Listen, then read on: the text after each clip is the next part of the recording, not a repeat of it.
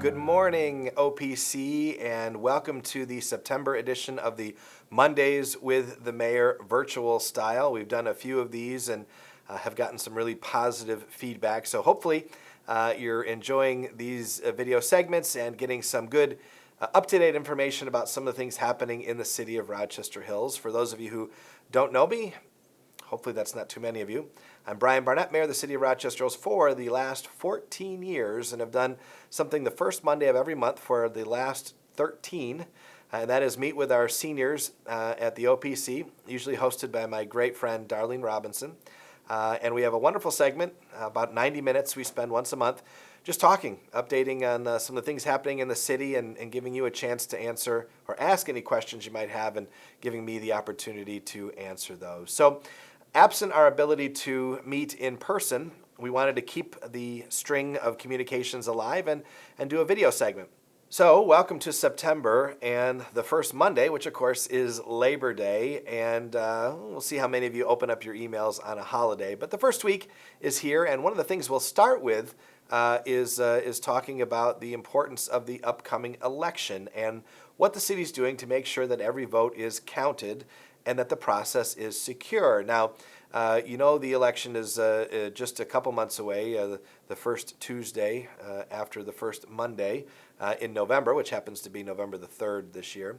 And as you know, it's a presidential election. And in the past, the city of Rochester Hills voters come out en masse on presidential elections, usually to the tune of 74 to 82% of our population votes in presidential elections. Now, just to give you an idea what that looks like in a municipal election, we might only have 25 or 30% of the voters come out and cast their ballot. So we'll have 3 to 4 times as many people voting in a presidential general election than we do most other times that we entertain voters here in the city.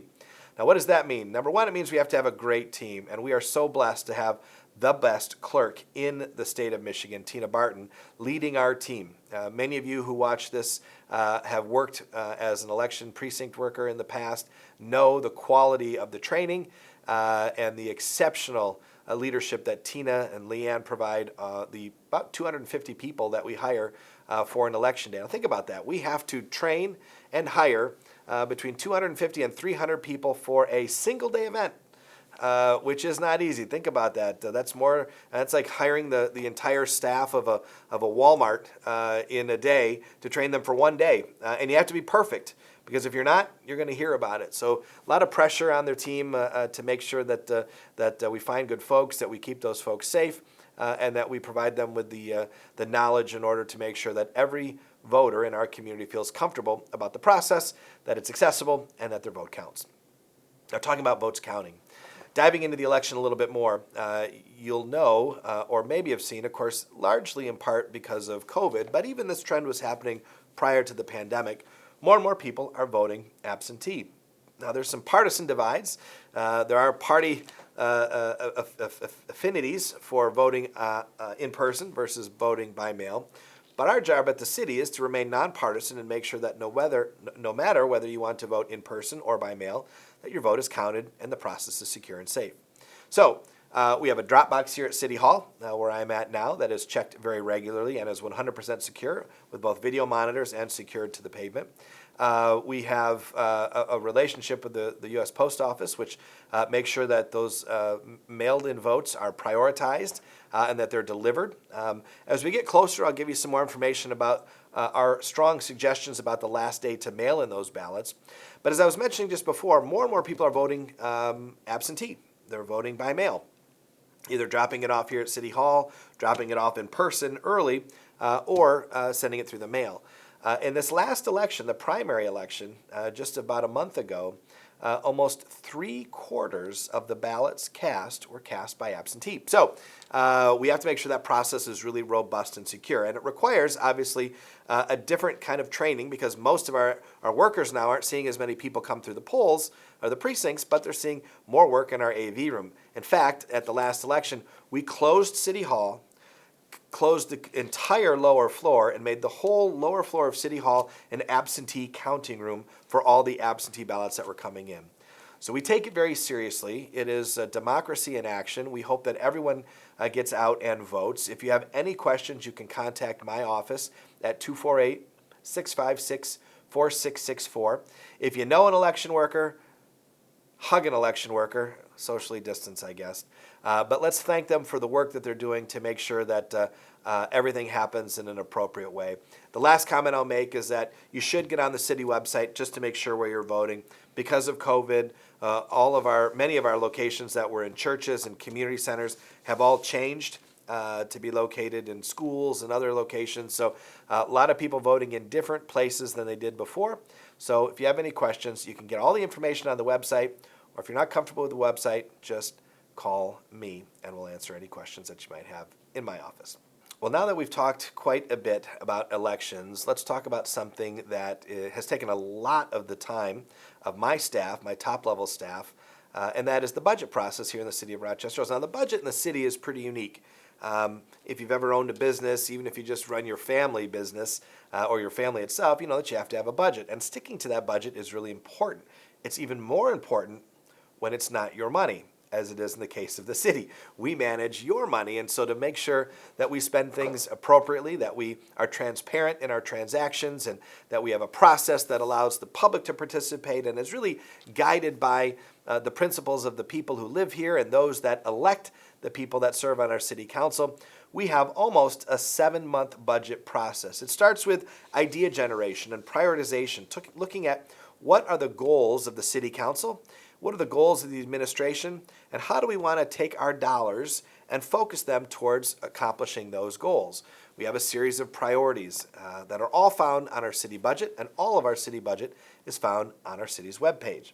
But it starts with goal setting and prioritization, then we meet with each team to talk about their individual needs. I have 11 distinct departments, from the Oakland County Sheriff's Department to building to planning to parks to fire to the clerk's team to the mayor's team. 11 different departments that come and talk about, after they've met with their teams extensively and prioritized their needs and desires, they pitch it to me. We put everything together with our incredibly talented fiscal team. We weigh everything because everyone's got a really important horse in the race, and you can't have 11 horses win the race. So my job in many instances is to say, Director so-and-so, we need to wait on that this year, but this one's important enough for us to move forward, and this one we'll kind of do something sort of partial along the way. So the budget process is really interactive. It involves just about every person in this organization from mid-level management up. And it's something that in large measure has been recognized as being one of the most transparent and effective processes, don't like that word, in the state of Michigan relative to budgets. Excuse me. We've won a budget award for 18 consecutive years for the way we produce our budget. And I've had many cities contact us for us to give them help to get started. One of the things that we do that's incredibly unique, we were the first city in Michigan to do it, we did it back at the beginning of the last recession 10 years ago, was to put in place a 3-year budget, a 3-year plan for our finances. This is really helpful because if a council member sees a $900,000 fire truck and has to make a quick decision, they've got a lot of things to worry about. What else is on the budget? What else do we need to spend money on? Do we have the money for this? But if we plan appropriately and know that we need this $900,000 fire truck in 3 years, and the council sees it in 3 years, and then they see it again in 2 years, and then the year that we go to purchase it, they've asked most of their questions, they understand how it relates to the rest of the budget, right? And it helps them make more confident decisions and feel more comfortable with the decisions, with the information they have with which to make those decisions. So we are the first to put a 3-year budget in place. Many places have copied us since, but we feel it gives us really a very strong baseline, a foundation from which to launch our budget process each year.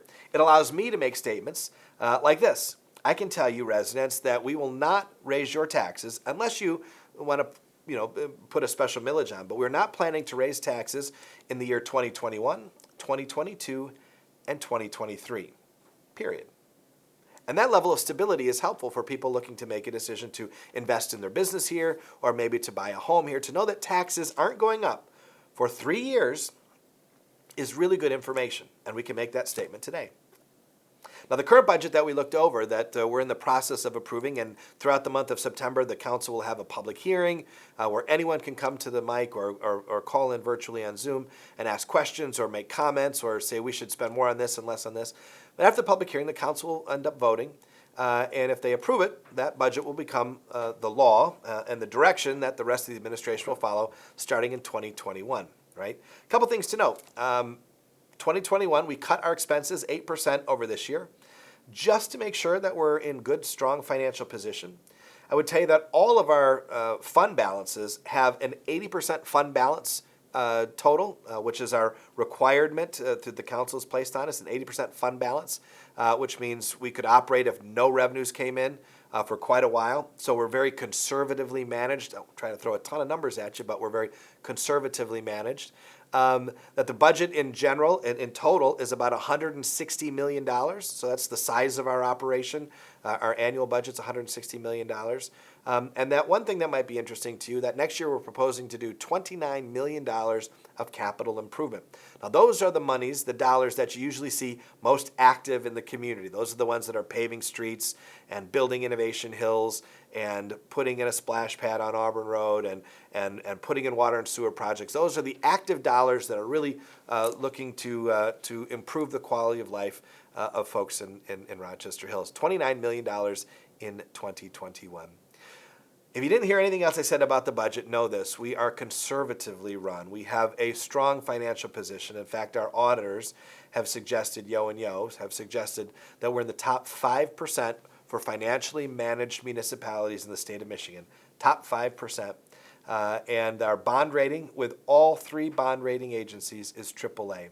So while we've been really hampered and challenged by the pandemic and by the current economy, rest assured your dollars are being well managed. It's one of my most important tasks after keeping you safe.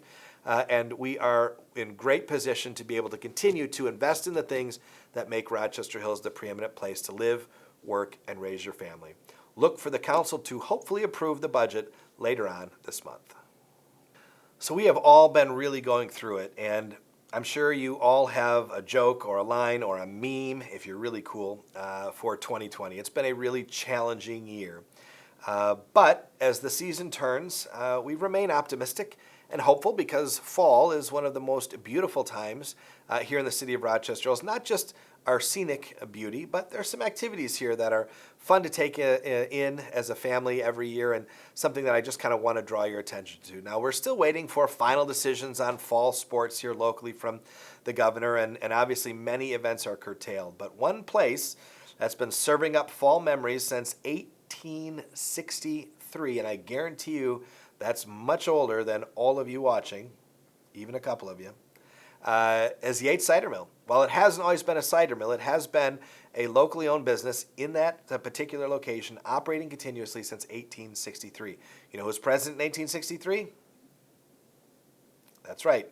Whoever said Abraham Lincoln is correct. So we have a business operating since Lincoln was the president. And as you know, fall is a great time to get out. They've are really doing some unique things there. By the way, I should mention we're doing a complete new road project over there that over the next year or so is going to transition. That's a terribly difficult place to walk and to drive. We're putting in some roundabouts on either side that will caution and slow traffic.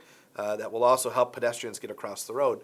But the Cider Mill is a great place to get out and enjoy some of the fantastic things that happen in fall. Fantastic, like cider and donuts. Who can beat cider and donuts? So don't forget about Yates as a fun place to go this fall. Another great place that people are flocking to and continue to flock to since the pandemic has been our city parks.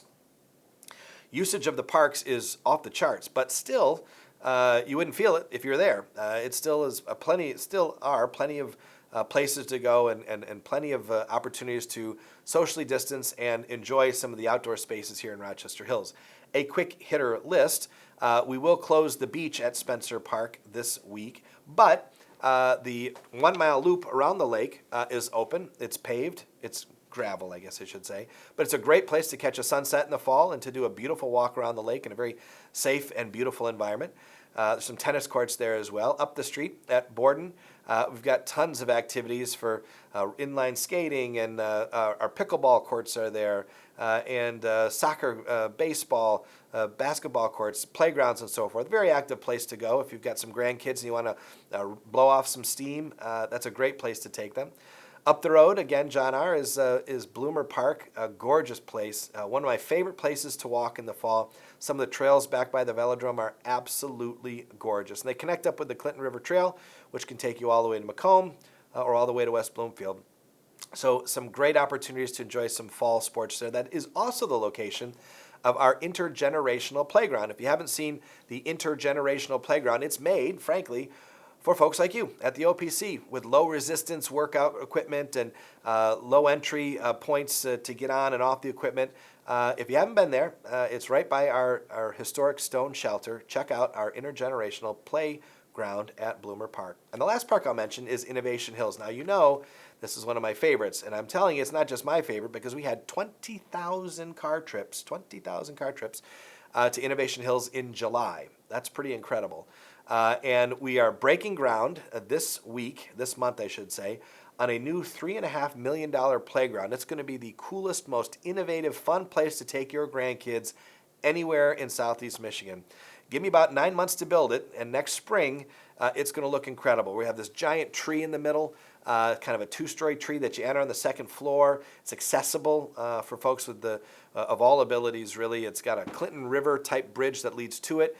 If you've ever been to Disney's Animal Kingdom, it's going to be this giant center-focused, won't quite be that big, I don't have Disney's budget, but it's going to be this beautiful tree that will center the park. There's going to be a river that flows through the kids' area that's in the exact shape of the Clinton River. And the kids will be able to pump the water and watch the water flow and drop leaves in it and chase them and watch how water works in a real environment. And just some great play equipment and some unique instruments that are going to bring music and sound into the playground. All of this coming to our absolutely free park, Innovation Hills, the park that has beautiful boardwalks, glow-in-the-dark sidewalks, and again, had a tremendous amount of visitors last month. If you haven't been to Innovation Hills, you need to get there and see what everybody's enjoying and posting on Facebook, because it truly is one of the great parks in Southeast Michigan.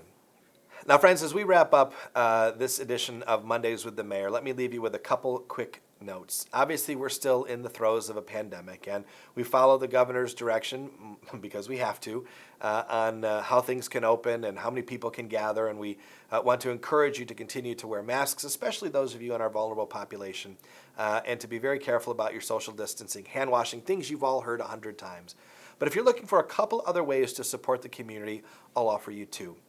One is to play restaurant bingo. If you go on to the city's webpage or contact my office, you can get a restaurant bingo card. I know you know how to play bingo because I've called bingo for the OPC, and that was a crazy experience. But if you get a restaurant bingo card and you visit 5 restaurants, or 4 if you count the free space, you don't have to be entered, you will get a $20 gift card to a restaurant in our community. We want to support those folks that have supported us for so many times. If you check off the restaurants, bring the bingo card in to see me with the receipts that you have. Doesn't matter if you spend $1 or $50. Just visit them, give them some business, and we're going to give you a $20 gift card to one of the local businesses and restaurants in our community. It's called Restaurant Bingo, and again, you can call my office if you have any further questions. That program, by the way, was completely sponsored and funded by 3 members of our city council, Dr. Susan Boyer, President Ryan Deal, and Council Member Dale Hetrick. So a big thank you to those 3 council members who funded that project. And finally, if you don't want to leave your home, there's something you can do that would be just as helpful. If you live in a single-family home and you have those big green bins for your trash, and you're a Recycle Bank participant, if you want to donate your points to the Haven this month, the Haven has seen a tremendous amount of increase in business, and it's unfortunate. The Haven, of course, serves battered women and children, sometimes even gentlemen, that are in bad domestic situations, provides a needed service, especially at a time like this in our nation's current journey. Their workload has increased, and we want to help them. And so we are directing our residents to support them by donating their Recycle Bank points online to Haven, and then we're going to take a check over there sometime by the end of this month to show some support. So simply by throwing out your trash that you are going to do anyway, logging onto the Recycle Bank website and donating the points you have to Haven will do some real good for some real people that live in our community. Listen, I hope soon that we can be in person, that we can talk and laugh and maybe share a bagel or a donut or something fun. But in the meantime, know your city is working very hard. We haven't skipped a beat. We continue to do our best to deliver service with excellence and to do it that way every single day. I want to thank our firefighters, our police officers, our frontline workers, and all of the folks that wear a Rochester Hills badge for making me proud and hopefully, more important than that, making you proud to be a resident of Rochester Hills. Stay safe. Stay connected to the OPC. I'll see you at the OPC picnic. While I won't be cooking the dogs this year, I'll still be handing them out through your car window. So hopefully we'll see you next week at the OPC picnic. God bless, and if you have any questions, don't hesitate to give me a call. Have a great September.